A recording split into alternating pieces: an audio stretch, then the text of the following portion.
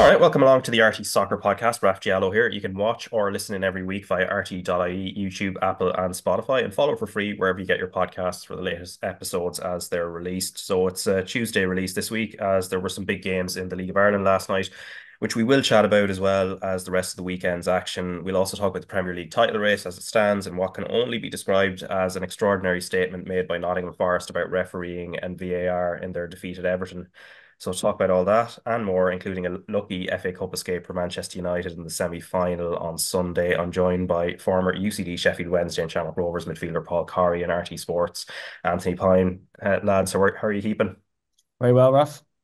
Good stuff. And I suppose we're going to start off with something we spoke about anyway on Friday, Paul. I mean, that was on Game On, and Anthony as well. We kind of chatted about this when we were in the office earlier that day, and that's of course the Marc Canham interview. That's the FAI director of football giving an update on the manager hunt and how it's actually nowhere near an end. So of course, near the end of last week's podcast, there was breaking news about Jonathan Hill, the soon to be former chief executive. Then, as I said on Friday, there was a significant update about the search for the next men's manager from Marc Canham, and the spoiler alert, I suppose it's wake us up when September ensues is the real story, which is, of course, they haven't found what they're looking for, and this hunt for a manager is going to go up to the eve of the UEFA Nations League.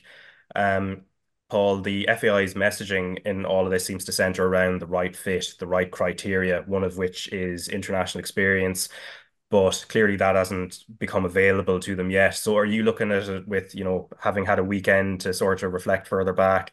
Are you looking at it as patience being a virtue, or is it a shambles, as many people have been saying up to now?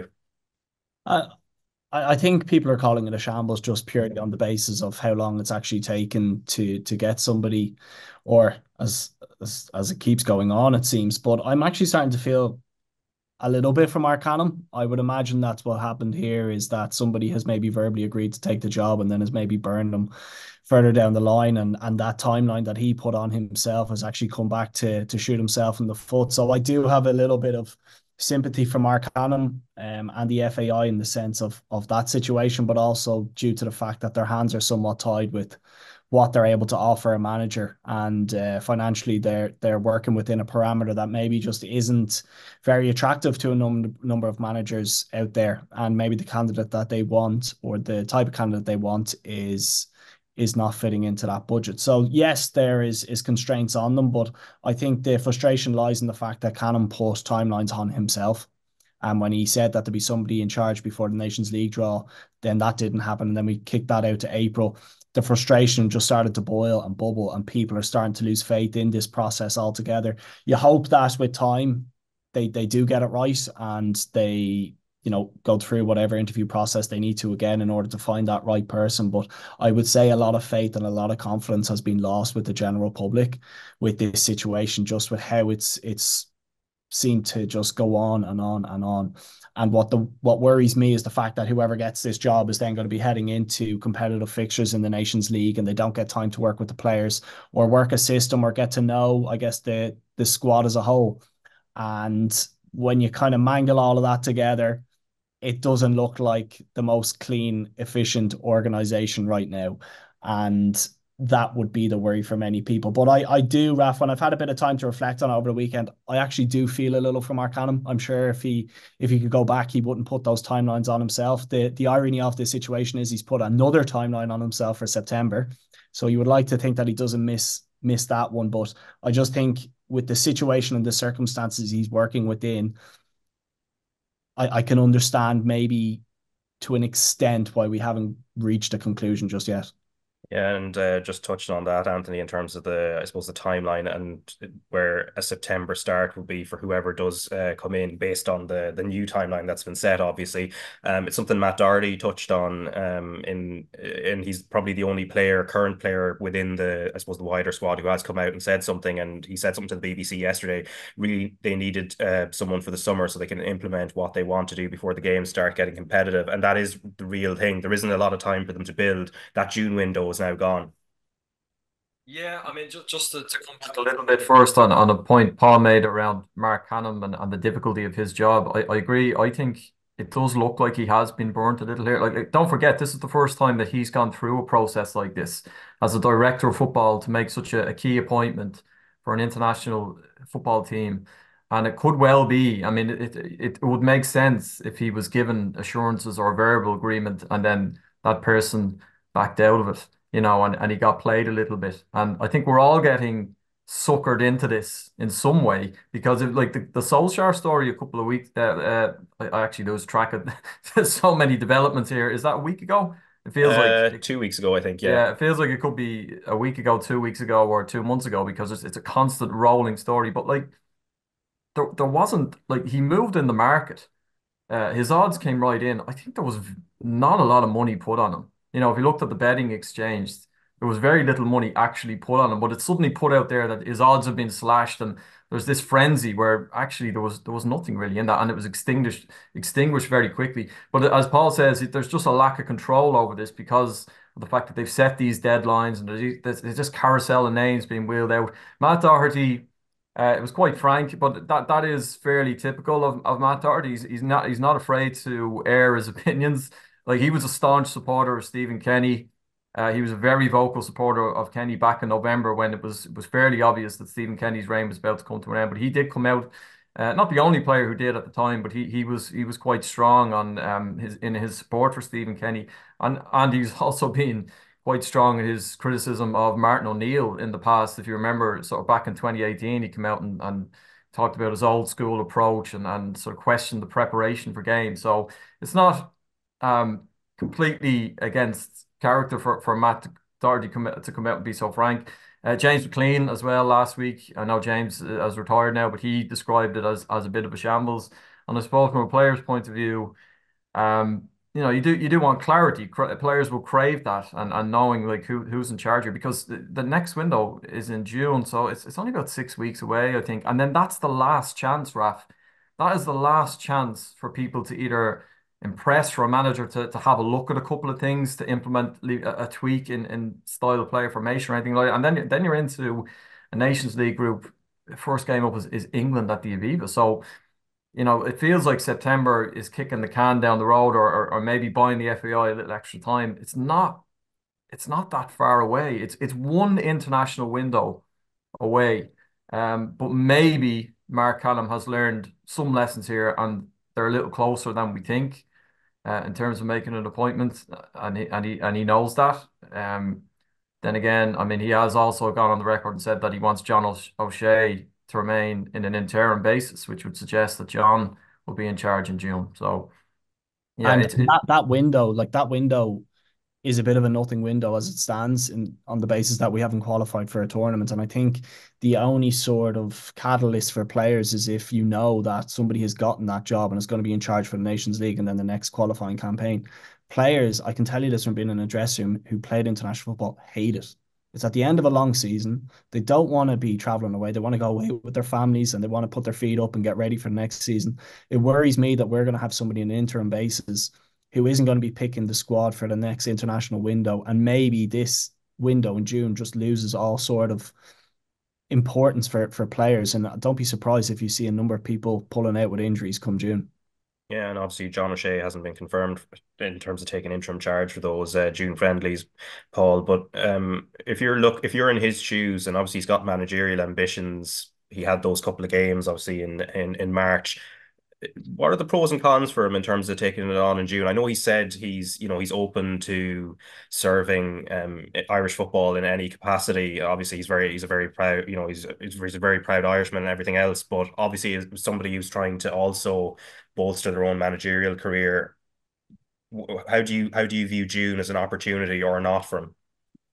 Well, the opportunity exists. I think if he just looks at the women's game and see what happened with Eileen Gleeson, that when she got a couple of good results under her belt, the FAI felt that she was in the right position to take that squad forward. And maybe he didn't do himself any harm in the last window, and the squad seemed to have a little bit of a better basis than maybe we'd seen in previous games, and the work that Paddy McCarthy, Glenn Whelan, and himself had done seemed to have taken a bit of an effect over those couple of days. And maybe if he was to get two decent results come June, well, then he naturally enough kind of gravitates closer to getting the job on a full-time basis. But it's, you know, a conversation John probably needs to have with himself. Does he want to be that sort of guinea pig to take the squad on for the next couple of games and know that he's going to be handing it into somebody else's hands, or does he walk away and say, listen, I've done my bit and I want to avoid any sort of poor results that might tarnish his CV for jobs going forward. So I don't know. He's obviously very loyal to Irish football, and maybe if he's offered the job to take it on for the next couple of games with the basis of having an opportunity for the job, maybe he'll see that as an attractive proposition. But he might feel that, if he's not in contention or if he's not running for the job come September, maybe this just isn't the one for him. Yeah, now we've got another 4 or 5 months to wait for that now. So I'm sure that's going to be as fun as it has already been since November. But anyway, look, we're going to talk about League of Ireland. But before we talk about the action from Friday and Monday, I did want to touch on the survey that was done of 461 players on the best and worst grounds carried out. And this was carried out by the PFAI and covering both the men's Premier Division, First Division, also the Women's League of Ireland as well, and was reported in the Mirror. And there were quotes, for example, by Stephen McGuinness, the PFAI General Secretary, where he's talking about some of these grounds, like you wouldn't keep cattle in some of them. The government needs to know that facilities for players are like something from the Stone Age. It's embarrassing. And of course, it doesn't cover just dressing room facilities. There's toilets, artificial, synthetic pitches, all that kind of stuff. But Paul, just in terms of I suppose, from the view of a player, when it comes to facilities, good or bad, like how much of an effect does it actually have on you, whether it's on a match day or in the build up to it? Yeah, I think, from my experience within the League of Ireland, a lot of the dressing rooms are, as Stephen McGuinness explained there, they are very, very tight. They're very basic in what they offer. Physio bed in the showers was just a regular when you travel to a number of away grounds. I think players, Raf, will probably put up with that if they're stepping out onto a playing service that is immaculate, or one that you're confident that you can play on. And the way the game has kind of naturally developed in the League of Ireland, a number of teams want to play out from the back. When I was at UCD, that's what we wanted to do. Unfortunately, when you travel to many grounds because of the bobble on pitches, and you see it over the last number of weeks, it's just not feasible, and it takes away from the product, and it takes away from the enjoyment for a number of players of how they want to play the game. So the pitches are probably not living up to a standard, and the dressing rooms and the majority of stands within different grounds are not up to a certain standard. And I can't stress enough how important that is. One, from developing talent and giving them actually decent facilities to play on and train on, through to the optics around the league of how people outside of the League of Ireland actually view our league, whether that be from an investment point of view, whether that be English clubs coming over to view our players. It's only human instinct to step into a ground, and if you see sort of dilapidated grounds, to think, oh, what sort of standard are we looking at here? And then, most importantly, from a crowd point of view, drawing in new audiences, keeping those audiences within our game. They will not stay around if the facilities are not up to scratch for people to bring their kids in. So it just encompasses the whole game, that it's so, so important that we have good grounds, good pitches, and good facilities to bring people into. And if we're being brutally honest about it, we are, I can't stress how far behind we are the rest of Europe. I played in every league outside of the Premier League when I was over in the UK, and you go down through even teams in League Two, some of the stadiums that they have would absolutely trump 99% of the grounds that we have. Tallaght Stadium is a very good basis to work off, and it's very good in what it does, but it's not, the Burnabout. We kind of go on as if it is, because it's so much better than everything else that's out there. And unfortunately, we've had to accept that the addition of temporary seating or a new stand is like this massive event within League of Ireland. We can't accept that. We have to put pressure on everybody associated with the game, without kind of singling out one party, but everybody associated with the game, and government support to improve the facilities, because really that is the bedrock of football within this country. And until they improve, there's only so high, or there's a ceiling on how far this game can go. To tag on to Paul's point, we see this every season when League of Ireland clubs play in Europe, when they go to clubs around Europe. Yeah, like I'm sure fans from the clubs who travel come away, they so often come away going, God, I'd love to have that ground. And it's usually quite modest, like a nice compact little sort of 3,000 seater ground. Kosovo this week have announced they're investing €200 million into their football infrastructure. So they're going to build multiple new stadiums. They'll all be fit for UEFA competitions, like pass the grade to play in the various UEFA competitions. the FAI had published their own strategic analysis and vision report last June. And if you remember, that report said they require around over 860 million to modernise facilities across the country. Now, about 425 million of that will go into the grassroots game, 390 million for the League of Ireland. Like within that survey, only a quarter of shower facilities in the grounds from grassroots level up were female friendly. Like that's just a little nugget from the report that kind of shows you how, as Paul says, we are miles and miles and miles behind, and it badly needs a concerted push of finance from the ground level up, because we have a facilities crisis in the country. Anybody who's involved in amateur football at any level, whether they're coaching an under-8s team or an adults senior amateur team, will tell you since probably November how badly they've struggled to get games of football on, because they can't cope with the rain, the weather, the pitches Well, I are so mean, poor. Turner's Cross, which was one of the stadiums in the survey that actually got one of the better, Yeah, some of the from better the from feedback. Yeah, that's sort of under pressure at the moment. exactly from the grassroots level right to the top of our game, like last night's game. I know we'll touch on this, but Shamrock Rovers game, the quality of the game deteriorated quite quickly because of the pitch. The pitch was an awful lot of sand on it, bubbles, and you look at a team like Shamrock Rovers, who are a very capable football team in terms of getting it down and playing. Shells have plenty of ability themselves, but like they can't. The pitch couldn't accommodate that. And I think Damien Duff's interview after the game was more focused on Shane Farrell. I'm sure you were going to get to that, Raf, but he has also touched on the pitch in the past, the frustrations he has around Talca Park pitch and pitches just generally up and down the country. And Paul makes a good point, he'll have experience of that, of course, like playing in England's divisions.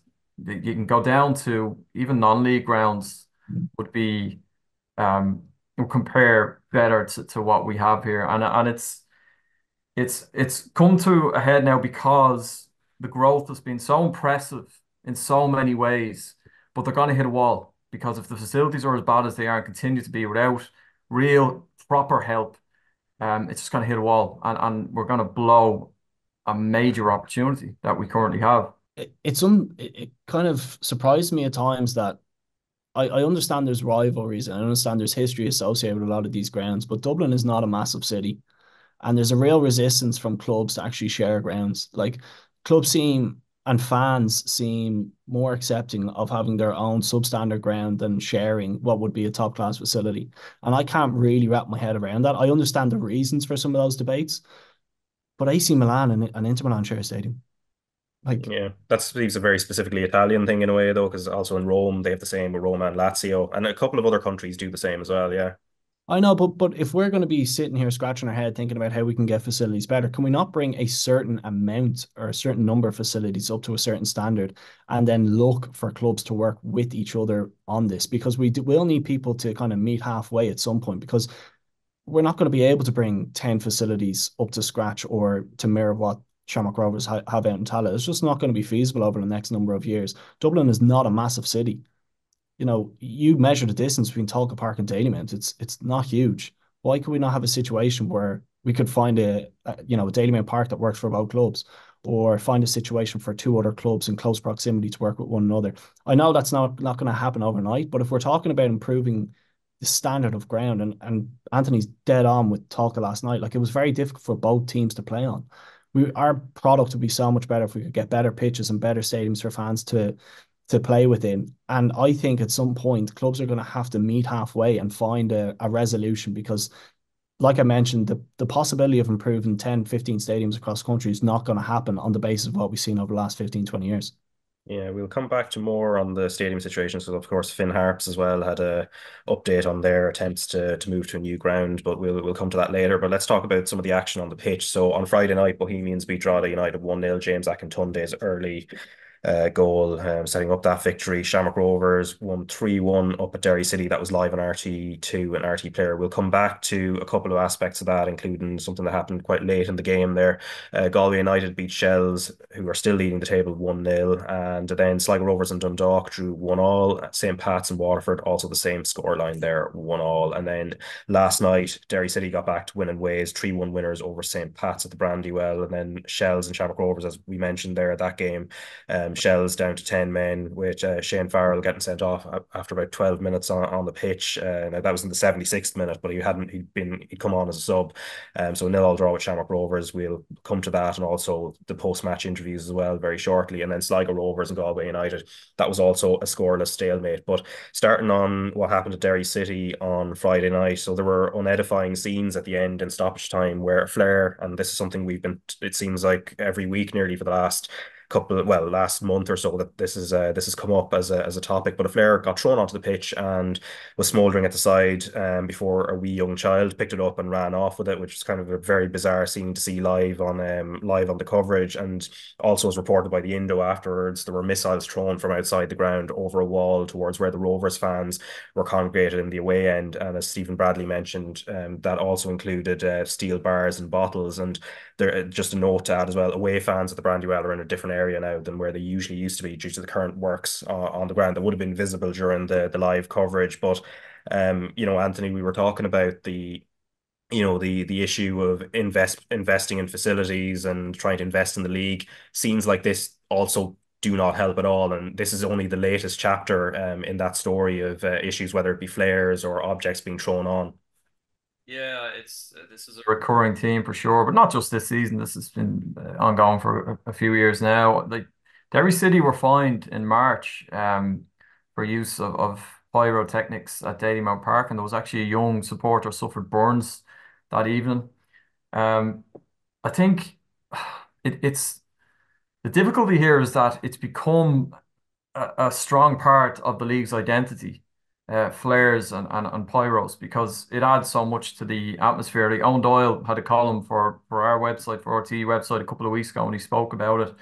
Um, and that sort of quandary that you're in, that he enjoyed, how much that it would bring to the atmosphere, and how like just the color and even just the smell of it, pre-game, it does lend a lot to it. And it's a big part of what's great about going to League of Ireland games. But obviously, when you get to the point where people are endangered, players, officials, and supporters, then it just can't be acceptable. It just can't be acceptable. And I think the child running onto the pitch and sort of nonchalantly picking it up and running along the touchline as if he was just carrying the Olympic flame. I've seen people say, like, but although it was surreal, it was indicative of how normalized it is, and how sort of ingrained in the fan culture that it is, that he just so casually do that.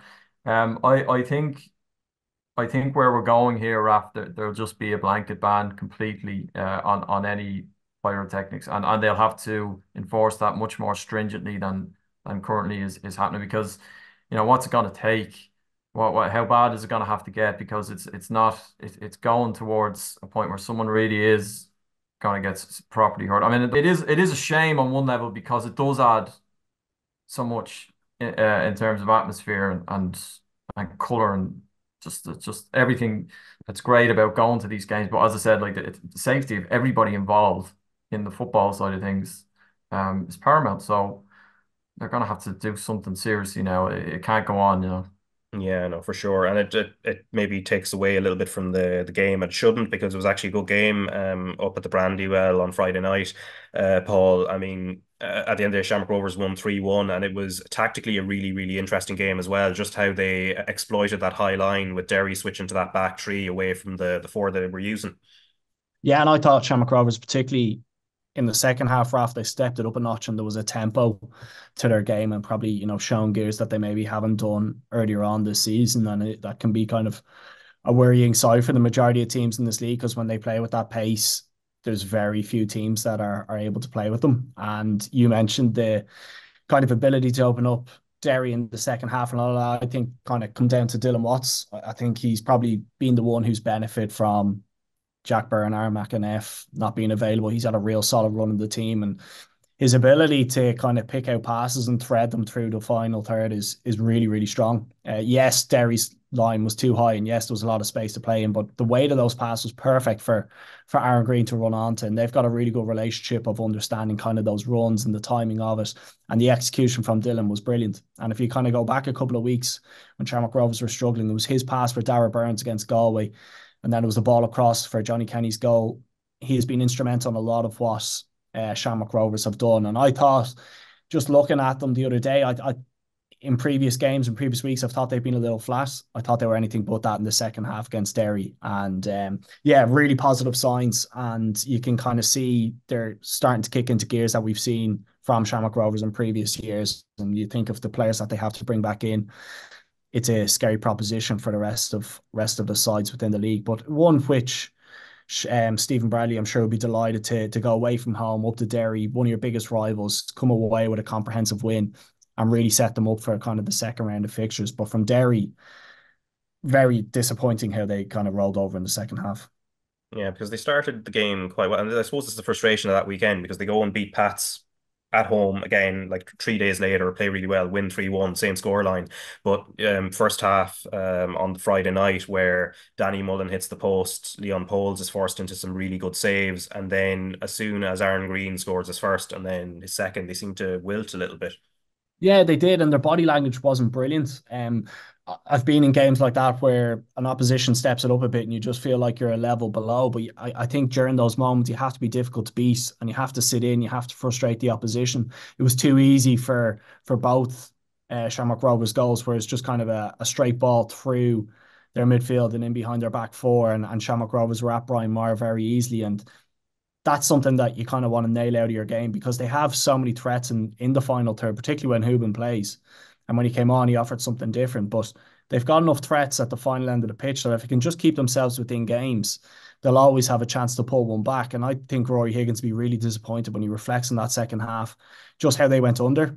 We're talking about Derry being potentially the side to close the gap on Shamrock Rovers. And if you're going to do that, I think I mentioned to you on Friday, Raf, I think you have to be beating Shamrock Rovers when you're playing them at home, or at least not losing. And when Shamrock Rovers don't win, you have to put 3 points on the board.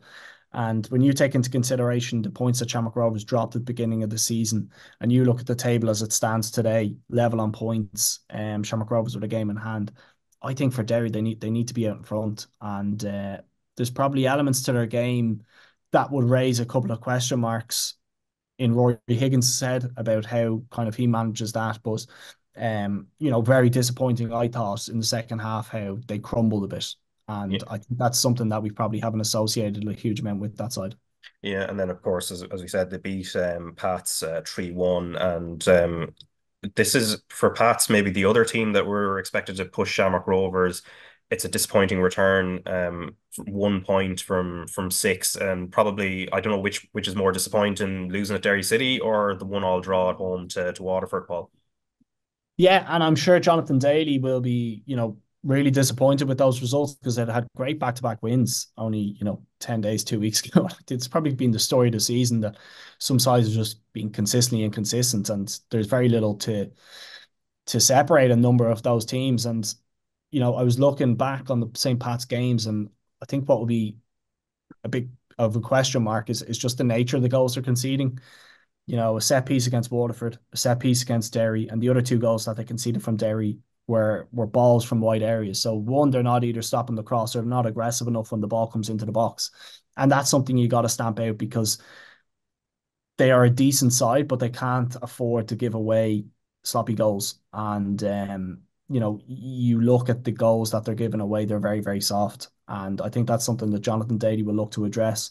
And I think at the top end of the pitch, they probably don't have the same sort of combinations that they had last year. I thought Mark Doyle was huge for them. Just how he played, his directness and the goals that he scored. And it doesn't feel like they found that balance in the final third yet. There seems to be like chopping and change between Melia, Mulroney, Keating, Kavanagh, Nolan, Forrester's played higher up, and they're just still trying to find the pieces of the jigsaw. They've had a huge number of players leave at the end of the season. That's always going to cause a bit of upheaval, but you would have expected over the course of those 2 games that they may have picked up more than just 1 point. And it's something that Jonathan Daly, I'm sure, is trying to strive to get better. But conceding soft goals is not going to help them, because if you continue to do that, you'll just find hurdles that you're having to get over.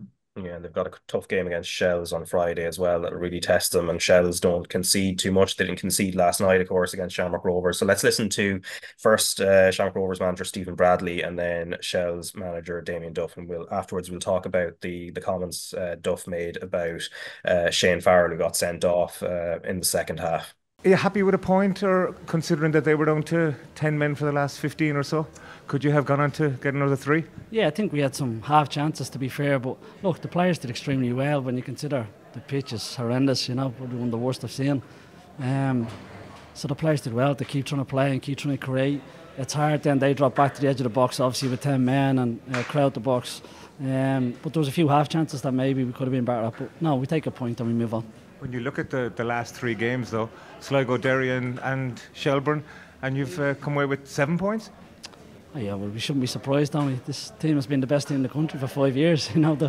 It's not a fluke. You go into big games and go away from home and win games. That's what they do. They're down bodies. They just keep getting home with it. They were very good tonight. We hit the crossbar, had half chances. Another night we win it.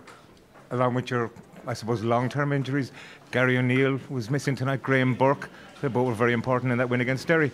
Yeah, both brilliant. Gary be out for a few weeks. Graham's not too bad, should be next week. And then we have bodies coming back in the next week or two. So we're getting there, but Marcus pulled out in the warm-up tonight. But look, that's football, that's the way it goes. A game with the passion you'd expect, I suppose, from a Dublin derby, a lot of yellow cards. Did you get one as well as Damien Duff? Yeah, both of us got one, yeah. I'm not too sure why, to be honest with you. I thought they're having a huddle, our player goes over to listen to it, and the linesman comes over and pushes our players away, which is incredibly strange. They're on the pitch. There's no reason to push them. I wasn't happy with that. He needs to keep his hands off our players. There was a nice moment though when you hugged Damien. Was that to stop him getting a second yellow? I'm not sure what that was, to be honest. Yeah, we were just having a little bit of argy-bargy, but yeah, it was good. Damien, considering the fact that you spent the last 15 or 20 minutes nearly with 10 men, are you happy with a point? Yeah, listen, before that, and we obviously made the change just before Boyd and Farrell go up top, and you think, yeah, we might nick something.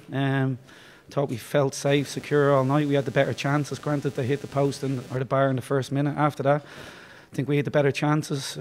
Loved our energy, our edge that we played with. We haven't seen it for 3 weeks, but I'm glad that we have our team back, and long may it continue. Was that the response that you were looking for? Because clearly disappointing results in the last number. Yeah, it's been, I guess, a bad few weeks, results-wise.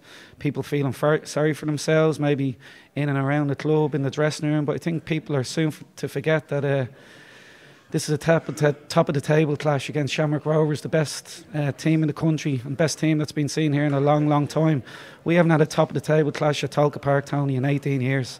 So I think everybody needs to, appreciate how well the lads have done, including myself.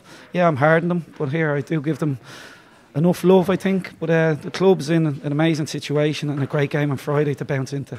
There was huge passion and intensity. Many yellow cards, I think 10 perhaps. You got one yourself.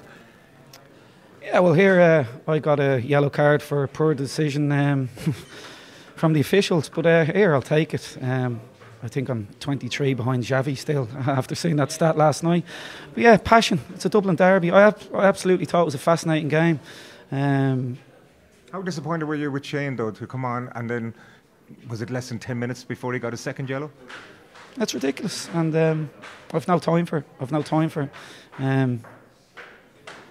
I've spoken some honest words with him up there, and here, is he letting me down? No, but he certainly let his teammates down, and fans' favourite supposedly. He's let the whole stadium down. What about the pitch? Is that letting you down as well? Because for both sides, you're trying to play at a high intensity. The passion was there, the energy was there, but the pitch let you down. Here, it's markedly better than 3 weeks ago. I'd have to say that. And that's the problem. We're not doing enough work in it in the off-season. We're going to have to do it now in season. So, it's heavily dosed in sand tonight. It will gradually, filter down through. I'm told, it's going to get better and better. Obviously, the weather helps as well. This is what happens, Tony. If you don't do your work, whether it be in a transfer window or on the pitch in the off-season, this is why we're trying to catch up in season. So it's not ideal, but it's the same for both teams. You could have lost top spot tonight, but you haven't. I mean, is this exactly where you expect it to be at this stage of the season? Listen, expected. I never look too far ahead.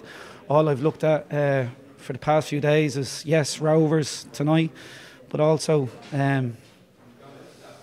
trying to hammer home the last 3 weeks to the guys. They haven't liked my honesty, but here, that's all they'll ever get off me. And we got a reaction tonight, a big reaction, I would say. All right, so quite a lot there. That's Damien Duff, of course, and always fascinating post-match interviews. And I suppose, Anthony, just to focus in on the Shane Farrell thing. So, as I said earlier, he came on as a sub, I think lasted 12 minutes, got a booking very early on, and then a second one not so long after. But Damien Duff really scathing about him in that particular interview with Tony O'Donoghue, but also even before that on the TV coverage on Virgin, he was hugely scathing. Yeah, I saw his post-match interview on Virgin, which is a flash interview very soon after the final whistle, probably within 2 or 3 minutes of the final whistle, and they're obviously emotionally charged. It's just come out with a really tough game, decent point for them in the end, and I did think maybe he might regret how harsh he was on Shane Farrell in the cold light of day when I looked at that interview initially, but he then gave the interview we've just heard to Tony and to the newspaper reporters in the media scrum again, very similar comments. So this is clearly something that he felt he wanted to get out there and I guess to give Shane Farrell a very public dressing down. And I think it's a dangerous game as a manager. I mean, if you recall, Troy Deeney was the manager of Forest Green Rovers.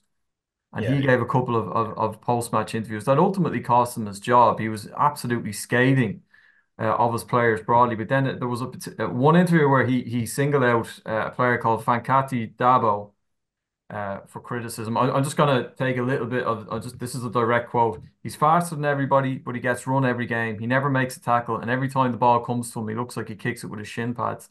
So that was the sort of tone of the interview. Now, what Damien Duff has said about Shane Farrell is not on the same level as that sort of criticism, because it was quite personal, Deeney, and it was really over the top. And it did cost him his job. Damien Duff is also in a position of strength. Shelbourne are still top of the league.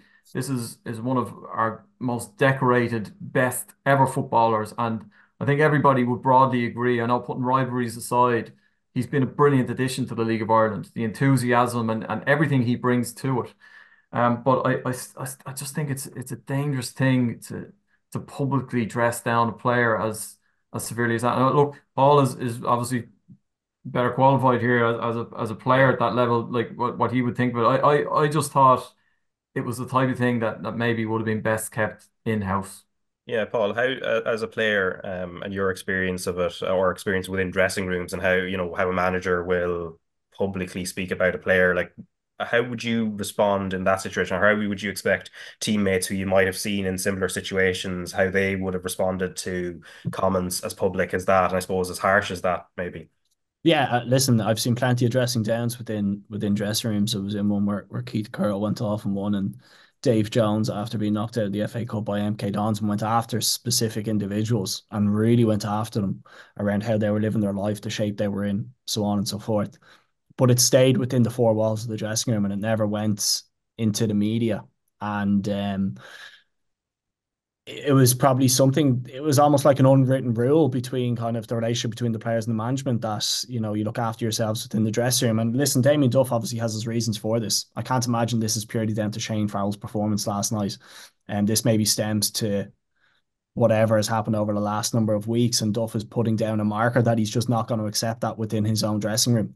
And he has felt that it's maybe the best way to do it is by addressing it with the media. It's maybe not something that I or a lot of people agree with, but he has seen that as being the best way of kind of making sure that he keeps everybody in shape, both on and off the pitch. And he obviously hasn't been overly enthusiastic with the performances of the squad over the last number of weeks. And maybe he feels that there's a bit of complacency or people have taken their foot off the pedal.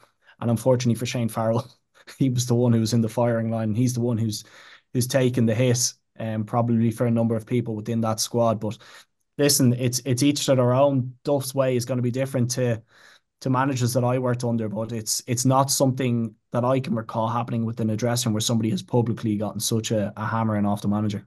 Yeah, and in the end, it was a 0-0 draw, so probably good result for Shells in the end. They were able to, even with the 10 men for the last kind of quarter hour or so, they were able to hang on. I think the pitch has been mentioned in terms of probably affecting both teams in that regard. But just on some of the other matters within the league, or Shells lost to Galway on Friday night, Paul, and we often talk about Galway being really direct, but actually when you look at the goal they scored, it was actually really cleverly constructed. And then on top of it, the other promoted team as well, Waterford, second time they've gone up to Dublin in the last month, and got away with something, obviously beating Bows previously, but then getting a draw at Pats as well. Yeah, and it's exactly what I had jotted down in my notes, Raf, is that people are quite quick to target Galway being this long ball merchant. And yes, they can be direct and they're happy enough to kind of mix their game up. But the goal that they scored on Friday night was brilliant. The interplay between Hurley to Dervin and then across to McCarthy was as good as you'll see with regards to kind of opening up back fours. And if you remember back to the game that they played in Oriel, the goals were very similar build up in that sense that when they got into the final third, it was quick interchange play and really clinical in front of goal. And yes, they can be direct, but maybe as you see them sort of progress into the season, you might see them being a little bit more expansive in some of their play, particularly when they get into the opposition's half. But I don't think Galway are probably getting the credit they deserve. I mean, 4 points from those two games over the weekend is a hell of a return. And when you look at just how good they are, defensively, they've 6 clean sheets in 11 games. Like that is incredible for a side who's just come up from the first division. And it's not as if they added a huge number of bodies during that offseason to their squad to bolster teams. Bolster things. This is very much kind of the cohort of players that they had last year. And I just think kind of Brendan Clark, Bruder, Slevin, just been so good from a defensive point of view. Organisation, presence, aggression when the ball goes into the box. That gives you such a good foundation in games to get points. And we've seen with this side that when things maybe aren't going to form, they're happy enough to sit in, keep a clean sheet, take their point, and move on to the next game. And between Ollie Horgan and John Caulfield, they deserve a huge amount of credit because a number of people, including myself, certainly wouldn't have expected them to be where they are in the division at this moment in time. And going to Galway has proven a very, very difficult task. Yeah, and of course, elsewhere as well, Bowes with back-to-back 1-0 wins as Alan Reynolds gets his methods under the table there with 3 clean sheets and 5 as well, but also a player he's worked with previously who is at the club now, James Akintunde, scoring both of those goals against Dundalk and Drogheda. So they're, I think, as you said on Friday night when we were on Game On, that they're quietly under the radar. They're up there, obviously level on points with Derry City and Shamrock Rovers as well. They're in and around it, and one wouldn't have expected it given that there was this sense of crisis as well. There was a crisis. All is rosy down in Dalymount Park again. Yeah. And listen, we just spoke about Galway there and, doing the basics well. And I think Alan Reynolds is very much focused on that since going into Bowes. It's okay, how do we make ourselves compact? How do we make ourselves better organised at the back? And how do we keep clean sheets? And that's 4 wins in 5. It's an incredible start for him. And a number of factors are playing into those hands, like I mentioned, is just being difficult to beat. And it probably goes to show you, Raf, that a lot of the time people can get very caught up in formations and tactics and, keeping the ball and playing through the thirds and having interchange between different personnel. People are very quick to get away from the basics. And if you look at Galway and you look at Bowes, doing the basics well is picking up a hell of a lot of points for them. It helps that Akintunde has found the back of the net and he seems to be confident in front of goal at this moment in time. That's helping them at that end of the pitch. But just the organisation that Reynolds has put on them, and there looks to be a little bit more steel behind that squad, whereas probably towards the end of Declan Devine's tenure, there was probably a bit of flakiness amongst that squad, and people seem to be almost nervous playing in front of Dalymount Park. The energy is back in that stadium and the positivity is there again. And it'll also go to show you that because the league is so tight, a good run of form can quickly catapult you up that division. And for Alan Reynolds, he must be delighted with how things are going. I'm sure the players are very much believing and on his side now with his sort of ideas and picking up points. So it's promising. It's one you don't want to get carried away with, but it's certainly heading in the right direction. Yeah, that idea, I suppose, everything being bunched together, Sligo Rovers probably being the example there. So drawn 0-0 with Galway United last night, and they had a good run of form, maybe 3 or 4 weeks ago. But they didn't beat Dundalk on Friday, although I would recommend people check out Fabrice Hartman's goal. Was really brilliant before they conceded the penalty, which Jamie Gullen scored for a draw there. And before we actually touch on Dundalk as well, Anthony, there's one of their former managers, Darius Kearns, in charge of Glebe North, and they're taking on Ringman Rangers in the FAI Intermediate Cup final. Yeah, that's this Sunday. It's the biggest day in Irish amateur football. The FAI Intermediate Cup final. Um, and there's a thread of League of Ireland faces running through it as there usually is at that level of the game, the amateur game. Darius was a caretaker manager at Dundalk. He was a caretaker manager at Drogheda as well. Killian Brennan is playing for Glebe. Eric Foley is involved on Darius's backroom team there. He played for Drogheda. Um, Adam Foley, who played for Drogheda last night, and is a regular in their starting 11. He previously managed Glebe North. When he was playing with Finn Harps, he was managing Glebe North in the Leinster Senior League.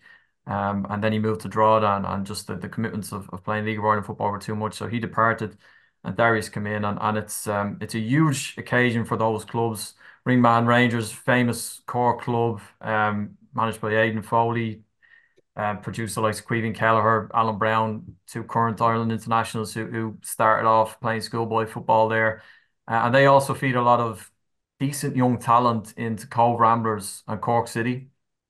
So two really good clubs, and a massive day for the people in those communities in Balbriggan and in that part of Cork City where Ringmat and Rangers are based. It's a shame, Raf. This game used to be played in the Aviva up until a few years ago, pre-COVID. It's a shame it's not there. You know, it's a showpiece game for amateur football. I'm sure there'll be a good crowd down in Weavers Park. It should be a decent game, yeah. So if anybody is around or interested, as I said, it's important to celebrate these games. I think it's something that the GAA do really well with their club championships. And I know football is different because it's more fractured. You know, even within, say, Balbriggan, for example, there's a number of clubs. You know, it's not just all about Glebe North in the same way. You know, GAA would be one parish, one club, so it is different, but it's still something that we should really celebrate and cherish. There's something pure and special about that level of the game. And as I said, there's some good players involved as well, by the way. You know, so Killian Brennan, an excellent League of Ireland player in his day, but there's a lot of good young players that believe have a partnership with Drogheda United. So they'd have a lot of sort of under 17, under 19 players involved that are worth keeping an eye on and that could kick on and have decent careers in the League of Ireland by all accounts. So yeah, I'm looking forward to it. Yeah, and there will be a new name on the trophy, of course, as well. And speaking of Dundalk as well, the surprise news that came slightly out of left field, Paul, was that Noel King is taking charge of the club. Of course, they've had a caretaker manager for the last couple of games, or caretaker management team, to be more precise, since Stephen O'Donnell's departure. So, of course, Noel King, who recently, in his most recent spell, was the Shell's women's manager, to good effect, won a few trophies, one double, and also another league title as well. Also in a previous life as well, Ireland women's manager as well. 5.5 years since he worked in the men's game, and as a player, he has had a connection to Dundalk. Obviously, as a former player, a couple of spells in the 70s and 80s, and I think the surprise perhaps that he took the job maybe came from outside, but although if you read into it, obviously he's known Brian Ainscough, the new owner of Dundalk, quite well over the years, so perhaps it's not a surprise on that front. Yeah, I worked with Noel King in two under-21 squads, and I mean I didn't get much of a feel to his management style because they can be very quick windows where you're in and out. But yeah, it's certainly one I think that would have surprised the majority of League of Ireland fans, if I'm being brutally honest. I would love to know kind of the involvement of, say, somebody like Brian Gartland, who's gone in there and seems to have a pretty big role on the non-footballing side of things. And, you know, his role, did that involve in appointing Noel King? I'd be very surprised if it did. It seems like a strange move, Raf. I'm not really too sure what I make of it. I think it's strange to replace Stevie and bring in somebody like Noel King, and it will certainly be an interesting one to see kind of how that meanders and how that kind of works out over the next couple of weeks, because it's been a long, long time since he's been involved. Just to give some sort of timeline on this, Raf, Brian Gartland, as the head of football operations, he said last week he spoke to the media last week and said that they had received an awful lot of applications for the role. The Dundalk's chief executive, Peter Halpin, said that they'd set a deadline of Wednesday, the 24th of April, which is tomorrow. We're recording this podcast on Tuesday, the 23rd. So the deadline for applications is actually closing tomorrow. So Noel King has got the gig because Brian Ainscough picked up the phone, rang him from America and said, I want you to take this. This has come from Brian Ainscough. This is his idea. And he said it himself in the press release confirming Noel getting the job. He said that Noel was the guy I wanted. He was my number one choice to come in and try and steady the ship here. So I think even within the club, even within Dundalk, this was a bit of a bolt from the blue. And it does look like it was a bit of a solo run from Brian Ainscough. Um, and we'll see how it goes. It's 21 years since Noel King managed in the League of Ireland, and by his own admission, he gave an in-house media interview last night with Dundalk media, and then he said like he kind of has to do his homework on the players. He admitted that himself. So it's a gamble, every manager is to some extent, but for sure this one came out with left field. There's no doubt about that. And Yeah, they're also, listen, they're 8 points behind Waterford. and haven't won yet this season. I think also Yeah, worth and adding. that's quite a gap already, considering that we're, just over one round of games finished. So this is not a situation where, Noel King can afford for that gap between themselves and safety to open up too much more, because if that happens, the recruitment's been really poor over the last number of seasons, and marked this at the start of the campaign, that if they didn't get it right, they would be in trouble, and they need to get results and need to get them quick. Yeah. So yeah, that appointment has obviously been made, and as noted as well, Brian Ainscough, the owner, has known Noel King for a long time. I think dating back to maybe some sort of connection back in the home farm days before that. But anyway, First Division, Bray Wanderers beat Treaty United 2-1 on Friday night. Cove Ramblers were 2-0 winners over Finn Harps. Athlone ended Kerry's unbeaten run with a 2-1 win at Mount Hawk Park, and then UCD were 3-2 winners against Wexford. Cork City, who were meant to be at home against Longford Town, obviously because of the situation at Turner's Cross, have had that fixture reversed. So on Saturday, they went to Longford and won 4-1. So Longford rooted to the bottom. And also just to note with Finn Harps, there's a bit of an update on their situation in terms of their plans for the new stadium, and this was released on Friday. So Finn Harps have launched a fundraising strategy to try and get their stadium project over the line as they aim to move to a new ground at Stranorlar. They say that they now have a clear path to recommence construction, and that the club has secured 5.8 million in external funding and are looking to deliver the new venue at a total cost of €7.3 million. It also involves planning for the eventual sale of Finn Park once the new stadium is completed. And in their statement last week, they also said, as a club, we face a major fork in the road. Either we get this project over the line or we have little future as a senior club. And that's as stark as it gets. At the moment, they're third in the First Division level on points with UCD. So very much in the running for a playoff at this very early juncture. And then in the Avenir Sports All-Ireland Cup, round two games in the women's game, Athlone Town, the reigning Women's FAI Cup winners, beat Sligo Rovers 2-1. Shamrock Rovers 4-0 winners at DLR Waves, or at home to DLR Waves. Galway United, going really well in the league at the moment, beat Glentoran 4-0. Peamount were 6-0 winners away at Lisburn. Shelbourne beat Cork City 3-0. Wexford, who have been having a few struggles in the league, they beat Cliftonville 6-0, and then Bohemians lost 2-1 away at Linfield in Belfast. And before we go, let's talk FA Cup and Premier League and what's happening on the other side of things. But I suppose first, the FA Cup game for Manchester United, Anthony. I mean, leading 3-0 against Championship side Coventry City at Wembley, you kind of think this is quite easy. But I think I said it to Paul when we were doing the preview on Game On that you never know what happens, or you never know what happens when it comes to Man United, because they could be in control 2-0 up, but they seem to always unravel, or they've no ability to really control a game. I saw United were 3-0 up and just, I checked out. I just assumed that was that. But obviously went back and looked at the highlights and jumped in on the penalty shootout.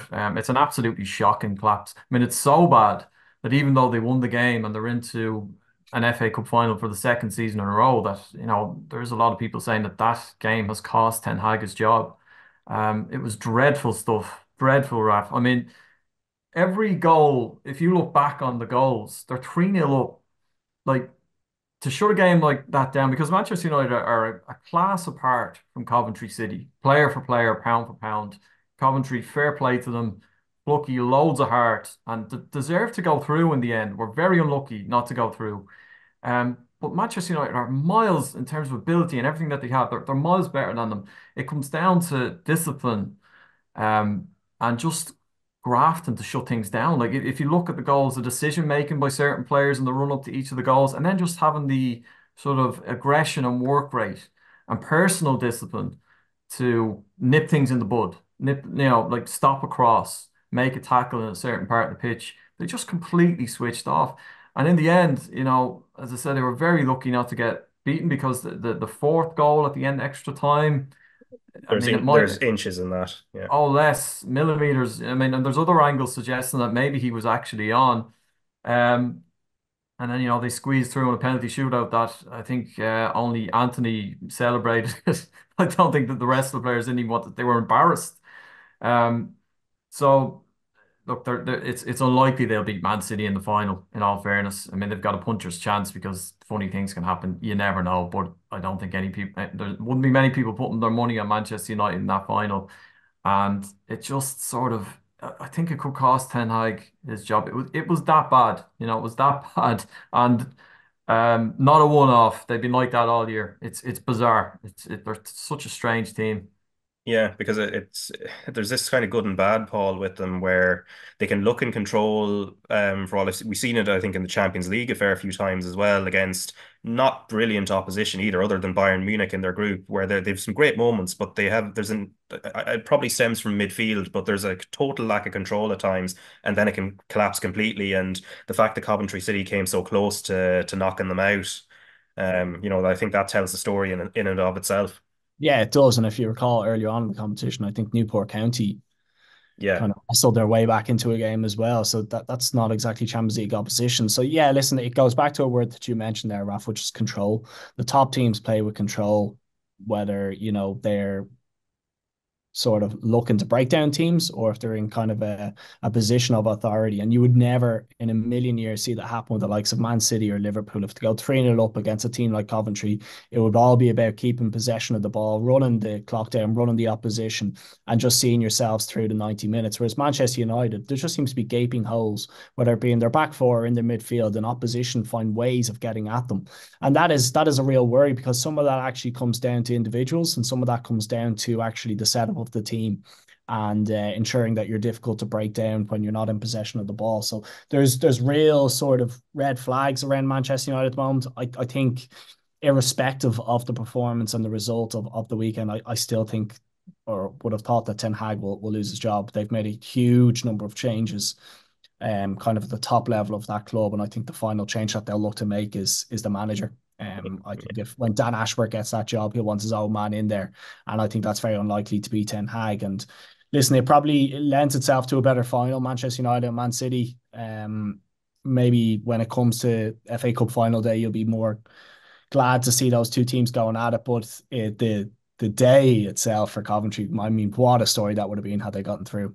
Yeah, even I suppose in defeat, they're taking quite a lot out of it. But then I suppose for yourself on the Saturday watching Chelsea, City were coming off the back of the Champions League defeat to Real Madrid on penalties, and so they were tired. I saw Pep speaking to the BBC afterwards to Gary Lineker, Alan Shearer, etc., and he was going to be bemoaning the lack of rest that has been given to not just their team, but to quite a few at this juncture in the season. Chelsea had their chances, and particularly Nicholas Jackson, scorer of 10 goals in the Premier League this season, 11 in all competitions. And then you look at his XG, it should be 13.9. So he's obviously not the most efficient striker in the world, very quick, and he has some good sides to him. But I suppose as a former midfielder, you how frustrating would you find it? There's chances being created for your striker, and most of the time in big games anyway, he seems to be fluffing his lines.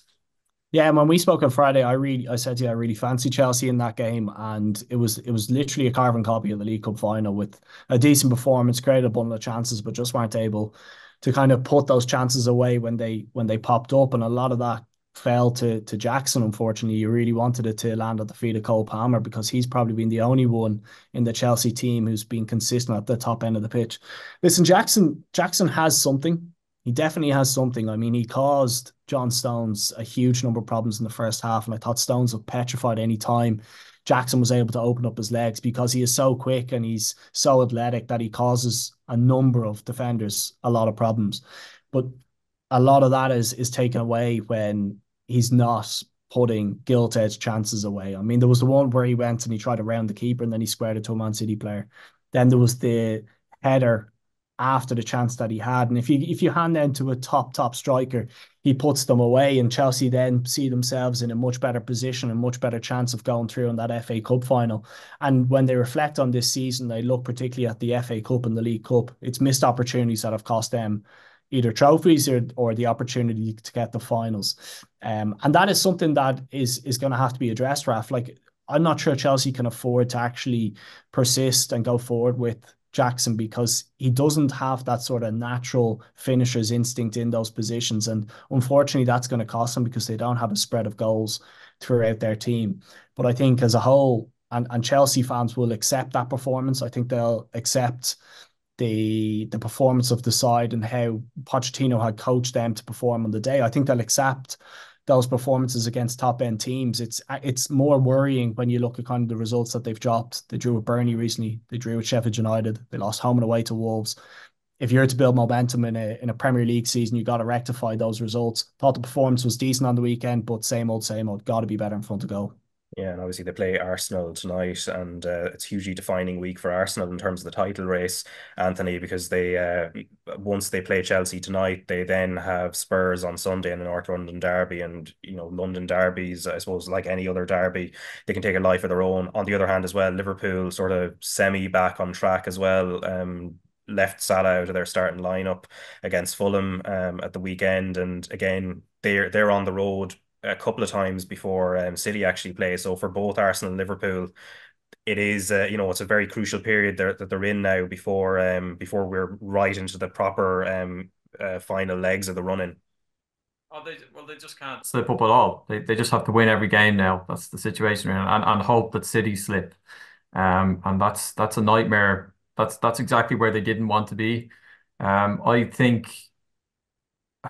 I just can't see beyond Man City. Like I wouldn't surprise me if both Arsenal and Liverpool slip up tonight and tomorrow, and then Manchester City play Brighton, don't they, on Thursday. Um, I think of the three, for a long time I had to say I thought Arsenal looked the best of the three, the most rounded team. Um, but when it comes to the crunch, it's just very difficult to look beyond City, and particularly when they lead from the front. I think your only hope with them, it's kind of like Shamrock Rovers. You gotta lead from the front. You can't let them get their noses in front because once you do, they've so much nous and quality and depth in their squad that it's just so difficult they smell blood and they're just ruthless. They just see it out. Win, win, win. Um, Liverpool are actually ahead of schedule. If this was Jurgen Klopp, if Klopp was staying next, if he wasn't leaving at the end of the season, you'd be kind of looking at this as a bit of a sort of like Arsenal last season. They're not quite there yet, but they're getting there. This is like a transitional season because they rebuilt their midfield, but obviously Klopp is leaving, so there's this whole feeling that they have to send them off with a trophy. They got knocked out of the Europa League. They got knocked out of the FA Cup, so it's all on the league for them. But I can't see them winning their last five matches, Raf. I thought even on Sunday, which was better, they were definitely improved. But they let Fulham back into the game, with a soft goal. They just seem to have that in them. So yeah, it is a crucial period, but they basically both teams have no room for error at all now. Zero. And even if they are flawless from here to the end of the season, it may still not be enough because City can just mop it up, win their last six games I think they have left, and that'll be that. Fourth in a row, isn't it, Raf? Fourth Premier League. I think is it Yeah, fourth it's a or record. yeah. It'll be a record Yeah. fourth in a row. Yeah, and obviously, as you mentioned there, Liverpool, of course, have a Merseyside derby. That's what they have to look forward to. And Everton, of course, and this is what we're going to finish on. Paul, they were they were the protagonist or side story in a remarkable weekend involving that Nottingham Forest game. I was watching it live here, and like in fairness, I think all the penalty incidents that Nottingham Forest have given out about probably should have been given, at least two of them.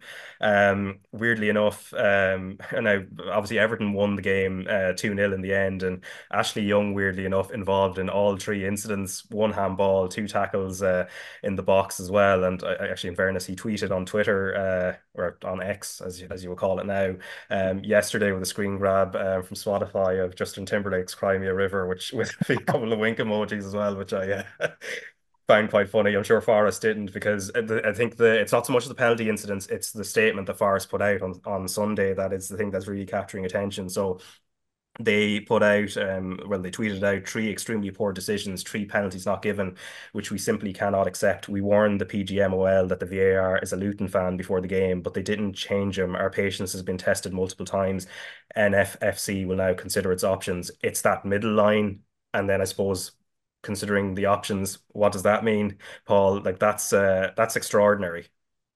It's embarrassing. I actually I thought it was a parody account when I saw it being tweeted out. I genuinely did not think that had come from Nottingham Forest official account. And yes, they have every right to feel hard done by. There was easily two penalties out of the three decisions, and all three could have been given. And they have probably felt that throughout the season. There's been a number of occasions where Forest have been let down by decisions from referees, and that could potentially cost them come the end of the season. But to go and, I hate that line, considering our options. Like, what options do they have? I'm unsure kind of what legal proceedings they can take there in order to kind of better their position in this situation. But it was a big game for both sides. And to be fair to Everton, they've gone and they've won the game. I know decisions have gone in their favour, but in general play, I thought they probably showed a little more than Forest on the day. And that win will probably put enough of a gap between themselves and Luton that they should be safe. But for Forest, yeah, listen, the whole Clattenburg appointment or going in as a consultant is a bizarre situation in itself. I believe it's something that happens a little more in Europe, but I don't recall any other Premier League team having, a previous referee being a consultant there. And he's obviously trying to justify his position within the club and to the owner of the monies that he's being paid. But I just think for them to come out and tweet so publicly about a bizarre situation, yes, feel hard done by, but to come out with that sort of communication, I think is just embarrassing. Yeah, and obviously they're asking for the audio as well, to be released by the PGMOL of the match officials during as the three decisions were being made that all coincidentally involved Ashley Young. And I suppose Marc Clattenburg will have to do a bit of consulting here, because the FA in a statement have formally requested observations from Nottingham Forest, Nuno Espirito Santo, Neco Williams, and Marc Clattenburg about their comments after the game. So Clattenburg will be doing a bit of consulting, but just not probably the type of consulting he was expecting. But like this thing about referees, I suppose, Anthony, this isn't as I think Paul just said it there, on the continent, there can be these type of issues in terms of refereeing, and then responses, because Barcelona this morning, after the Clasico, when they probably should have had a goal given because the ball crossed the line, albeit weirdly enough La Liga doesn't seem to have the watch, that signals that it's a goal and not for the referee. Yeah. But Barcelona seem to have reacted quite vociferously in regard to their match against Real Madrid.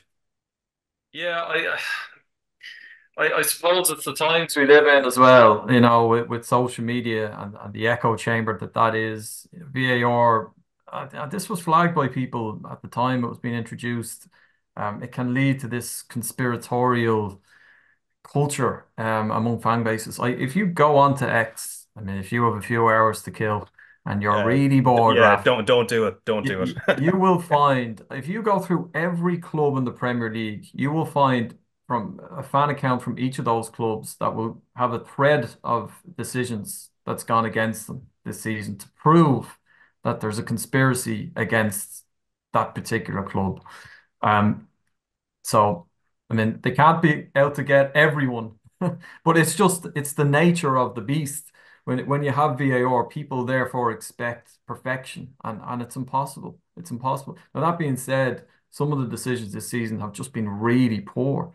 And you would hope that they're looking at that internally and saying, okay, well, we have to lift our own standards here, as opposed to just being defensive about it and putting up the barricades and burying the heads in the sand, because there's just been some poor decisions and really inconsistent as well, which again feeds this idea that, they're out to get our club. What's crazy though, as Paul said, like with Forest, you'd expect a boardroom level at a Premier League club for somebody to have a calm enough head to say, look, we can't do this. I mean, we can't. It's almost like they've indulged in the ex mob in this, because there'd certainly be a lot of the fan base from Forest that would have loved to have seen that statement. They would see that as their club sticking up for them and calling this out for what it is. But actually, it's completely unreasonable to call into question the integrity of the officials and the league itself. You just can't do that. You just cannot do that. And you know what? I think they're going to be made. They could well be made a real example of by the Premier League here. Nottingham Forest, but they've damaged their own reputation as well. You know, as frustrating as it is, you can't go down that road of sort of questioning referees or VAR officials' integrity without conclusive proof. Yeah, I suppose it also maybe comes from the top down a little bit as well, because their owner Evangelos Marinakis, he's also the co-owner of Olympiacos, and I suppose in different footballing cultures there can be a more antagonistic relationship between clubs and referees. In Greece it wouldn't be, that would be I guess a bit of an aspect as well. But look, we'll see what happens there. We'll see what Mark Clattenburg in terms of how he consults with the FA now in terms of his own comments as well as that of the rest of the club as well. But Paul, thanks very much for your time today, and Anthony as well. Thanks, Cheers, Raf. Raf.